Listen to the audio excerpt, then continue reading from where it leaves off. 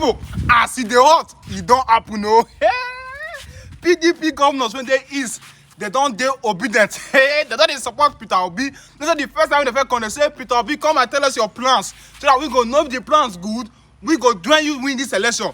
Now, they say if Peter Obi come back from abroad, say that they won't meet together because this man, when they talk so, he said, I won't form the alliance to take help Peter Obi for this election when they come, because he say if they see this election as an ethnic race, but I don't say Peter Obi in the sound ethnic race, because Peter Obi he won't come change this country. He not care whether na Igbo tongue, whether Yoruba tongue, whether na Hausa tongue. He not care.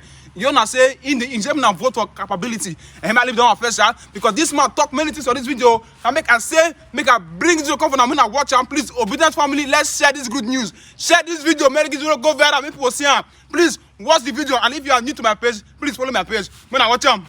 I said, if the South is voted massively for Peter Obi, and that vote is not translated into a national victory, it will be a vote for Tinubu. That was the English I used.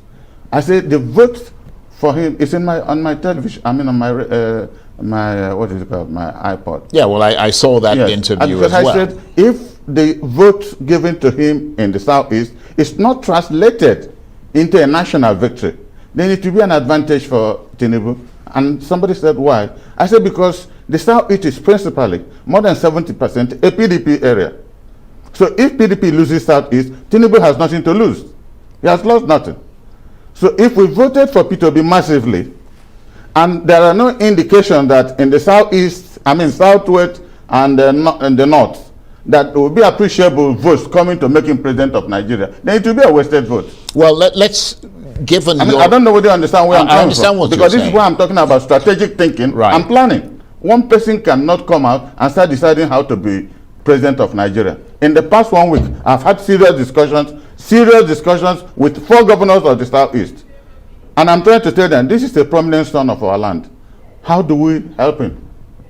I've been calling our senators. Well, I'm not sure the PDP would like to hear you talking about how to help. I'm telling you, they are listening. You're from a different party. The two PDP they expect governors you to support your candidate. The 2 PDP governors and 2 other governors who are not PDP. Right. Because it's becoming, I told them, it is my initiative.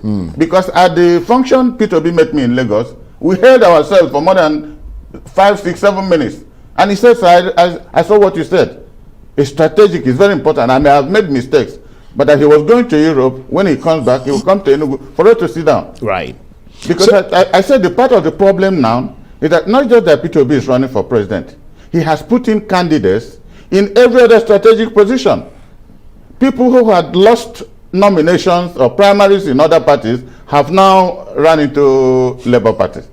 Running under. But isn't that what you politicians are good at doing? No. Forget what politicians are used to doing. It now concerns him personally, because governors are not just discussing whether they will help Peter Obi to win nomination.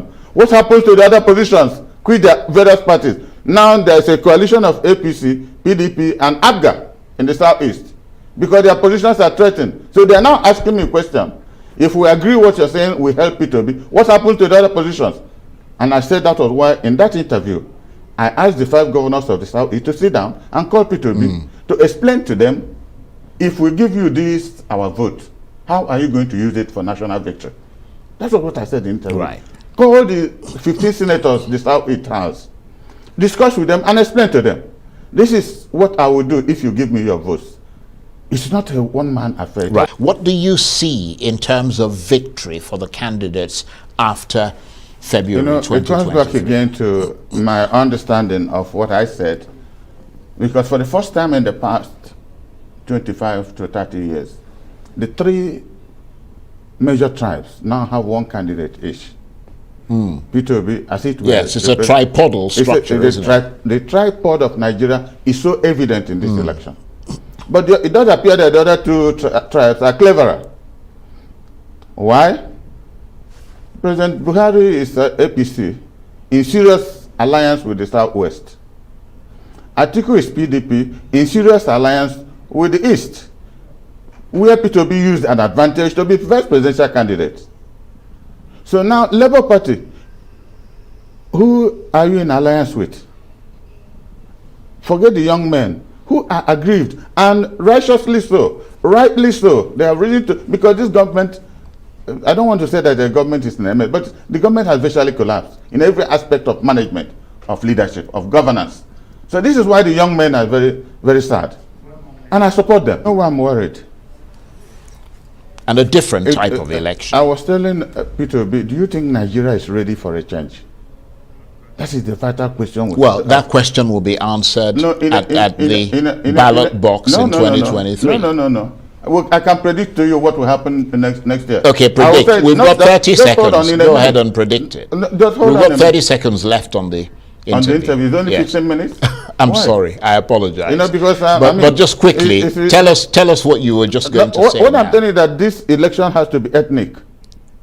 It has to be, or it is going to be. It's going to be. Right. Okay. Most of the Northerners will vote for Atiku. Write the date. I said this. A lot of some other votes in the North will go to Tinubu.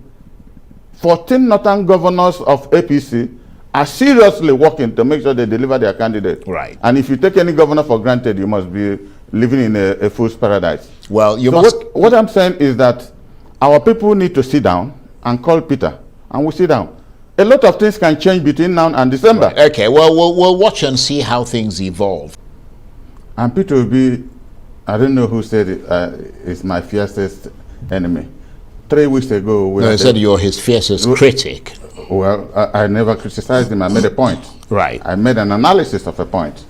Because all of us attended a meeting, zonal PDP meeting at the government house in Enugu.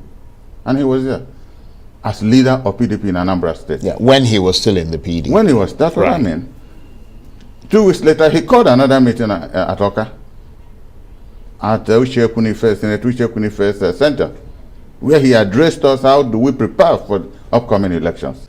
So when he therefore declared, without even common telephone call to people who have been very close to him, we felt he just, this is not, it wasn't running for local government chairmanship. You're talking of the President of the Federal Republic of Nigeria, and to all intents and purposes, even if you're going to be President of Nigeria of ethnic Igbo extraction, there has to be seen, you know, some level of appreciation from your people where you're coming from. So that's your grouse. That was my grouse, because I don't see him just walking about with one family, the Obeze family. It's as if somebody, he's a very highly brilliant and talented person.